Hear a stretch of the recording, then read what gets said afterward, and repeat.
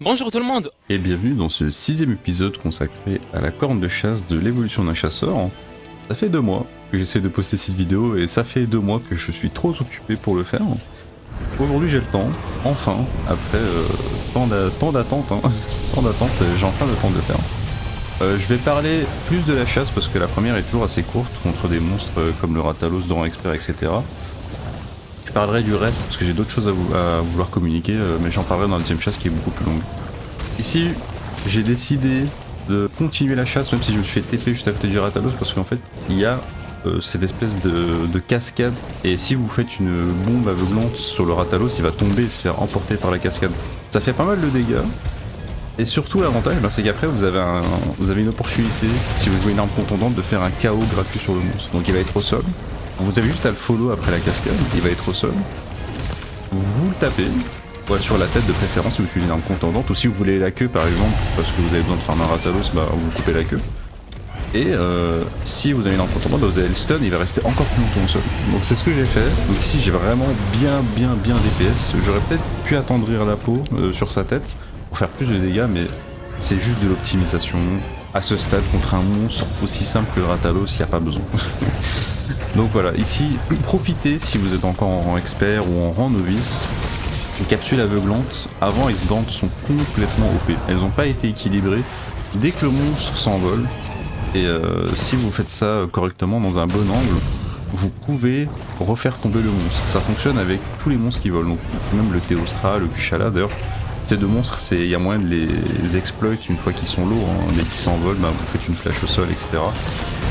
Fight à côté des Gajalaka, c'est pas une mauvaise idée non plus. Parce que là, je gagne une paralysie gratos, même si, voilà, mettez-vous du bon côté du monstre, sinon les Gajalaka peuvent vous taper aussi. Vous n'êtes pas immunisé. C'est plus ou moins tout ce qui est lié à l'environnement, donc j'avais envie de mentionner dans cette chasse. Le reste, c'est assez classique. J'utilise énormément la nouvelle attaque ajoutée dans Iceborne. Et aussi, je profite pour renouveler mon boost d'attaque parce que j'ai oublié de mettre Maestro dans mon build et je m'en suis rendu compte juste avant de lancer la chasse, mais j'avais la flemme de changer mon build. Donc pensez à mettre Maestro 2, c'est vraiment confort, c'est hyper important si vous jouez la corde de chasse. Ça vous évitera de rejouer vos mélodies en boucle pendant toute la chasse. Bon, moi j'ai dû la rejouer ici vraiment relativement tôt parce que c'est 1 minute et quelques, je crois, une mélodie sans maestro et beaucoup plus si vous rajoutez le talent. Bon, ici je me fais un peu rouler dessus, mais c'est pas grave. Bon, rien de très grave. Mais le build en vrai aussi il est très similaire à toutes mes vidéos. D'ailleurs je vais le mettre, mais malheureusement le build en rang expert n'est pas très différent et n'apporte rien de spécial. C'est souvent de l'attaque et du taux de crit. Sauf si vous voulez optimiser, alors à ce moment là vous faites un set giganté, machin, tout ça avec mise à mort, mais généralement le set que j'utilise, franchement je peux terminer le jeu avec, ce serait pas problématique, c'est pas plus compliqué que ça. Je mets des bombes tranquillisantes, donc ça veut dire qu'on approche probablement de la fin de cette chasse. Comme j'ai dit, j'ai plus de choses à vous dire dans la deuxième partie de la vidéo avec le rang maître. Et on se retrouve là-bas dans quelques secondes, à tout de suite.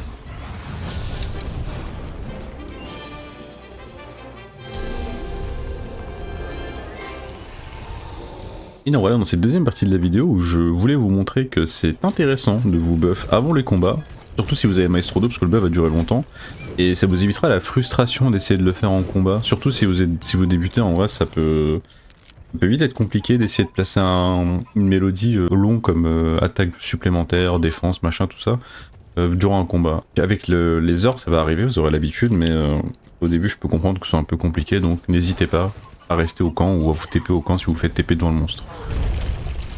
Une quête en arène, je vais en avoir plus je crois dans les épisodes à venir, de souvenirs j'en ai pris quand même plusieurs. Déjà je trouve que c'est plus facile pour moi de record une quête en arène parce que il y a juste moi et le monstre, j'ai pas besoin de courir à travers la map pour aller les chercher. Mais niveau montage en vrai c'est un peu plus simple. Et il y a moins d'inconvénients que ce soit d'autres monstres qui viennent nous embêter ou quoi, parce qu'en fait j'avais ce problème pour quelques quêtes. Il y avait plusieurs chasses que j'ai dû recommencer parce que voilà, un basé le jeu vient me casser les couilles pendant la quête et du coup en vrai le combat il ressemble plus à grand chose. Le but c'est quand même de vous montrer à quoi ressemble un combat en 1v1 contre le monstre. Le but c'est pas de faire des chasses avec plusieurs monstres qui essaient de me tuer en même temps. Vu à la vitesse à laquelle j'ai dans le monstre, j'aimerais aussi préciser que je crois que j'ai fait une erreur hein, et que ma corne de chasse Velkhana est un peu trop puissante. Elle est trop upgrade. Je crois que j'ai la version juste après le char Ivalda, ce qui fait que ce Odogaron va probablement pas être très compliqué et je m'excuse en avance, hein, le but c'est quand même de ces vidéos de montrer des quêtes avec des armes de niveau adaptées aux monstres que j'affronte. Mais là malheureusement bah, j'ai pas fait attention et mes excuses mais j'ai la flemme de re-record. Surtout que cette chasse s'est passée tellement bien, surtout pendant que je la faisais, la corne de chasse c'est pas une arme que je maîtrise tant que ça, hein. Je suis pas hyper bon avec. Et donc voir une chasse qui se passait aussi bien, j'étais vraiment content et puis j'ai réalisé que j'ai juste une arme un peu trop forte. C'est pas non plus extrême, hein, on parle pas de la corne de chasse Fatalis ou Alatrion, mais quand même, c'est quand même pas mal d'attaques supplémentaires.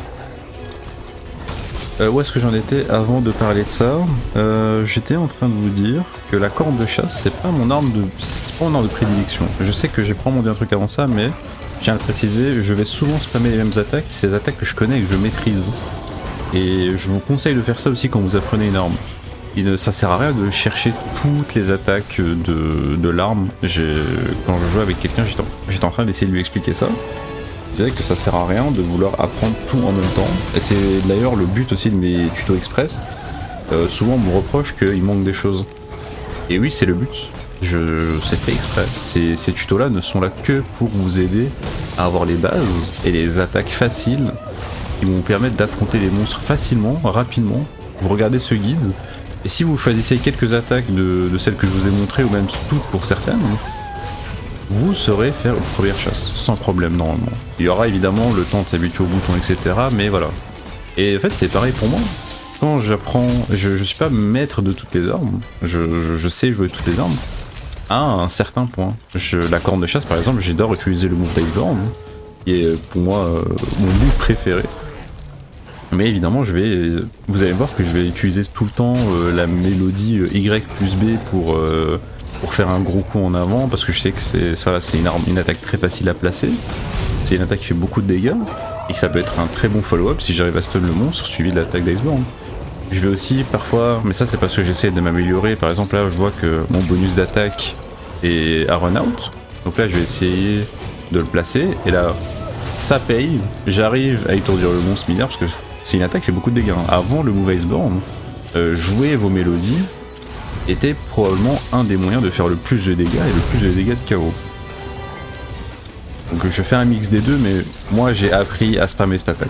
J'ai appris la facilité, je me suis intéressé à la corde de chasse avec Iceborne, et ça se voit de la manière dans laquelle je joue, quoi. J'utilise beaucoup l'onde écho aussi, qui est onde d'écho d'impact, qui est l'attaque, la mélodie qui fonctionne avec la nouvelle attaque. Et voilà, c'est juste que j'ai ma manière d'apprendre, et je pense que chacun devra apprendre à jouer une arme de la façon dont il veut. Je reparlerai de ça probablement dans le guide, enfin pas le guide, mais la vidéo consacrée à la morpho-hache et la voltage, parce que pour moi ce sont deux armes aussi qui peuvent se jouer d'une manière complètement différente en fonction du joueur qui tient l'arme. Donc ne vous focalisez pas uniquement sur la méta et sur la manière optimale de jouer. Ça reste un jeu PvE. Vous ne jouez pas contre d'autres joueurs, vous pouvez jouer avec des joueurs, et si les joueurs sont chiants, malheureusement bah ça vous pouvez rien y faire, mais juste trouvez-vous des gens moins chiants avec qui jouer. Et si on se plaint que vous faites pas assez de DPS, ben c'est tant pis, juste vous jouez de la manière dont vous voulez, il n'y a pas de règle universelle, à part les 50 minutes de la chasse qui vous indiquent que vous devez vous dépêcher. Et pour être honnête, les monstres ont si peu de vie, enfin à part dans Iceborne, mais les monstres ont si peu de vie que même si vous jouez relativement mal, vous finirez toujours par finir une chasse. Donc c'est pas un problème. Il n'y a pas de manière de toute façon optimale à part pour les speedrunners de jouer en Monster Hunter. Je me suis égaré. Je voulais vite fait parler, parce que je sens qu'on approche de la fin, du fait qu'on est à moins de 2 semaines de la sortie de Monster Hunter Wilds, et que cette série de vidéos, de base moi je voulais la terminer pour Monster Hunter, enfin bien avant la sortie de Monster Hunter Wilds, et il me reste encore plus ou moins 6 armes à couvrir dans cette série, parce que je ne vais pas faire les fusils, je trouve que ce ne sont pas des armes très intéressantes à montrer. Je pourrais peut-être montrer un build ou deux, si vraiment il y a des mecs qui en ont besoin, mais je ne ferai pas de vidéo complètement dédié à ces armes comme cette corne de chasse. Bref, on approche de la fin. Je vous laisse sur ce super kill de l'Odogaron et je vous retrouve pour la prochaine vidéo. Sur ce, je vous dis à la prochaine.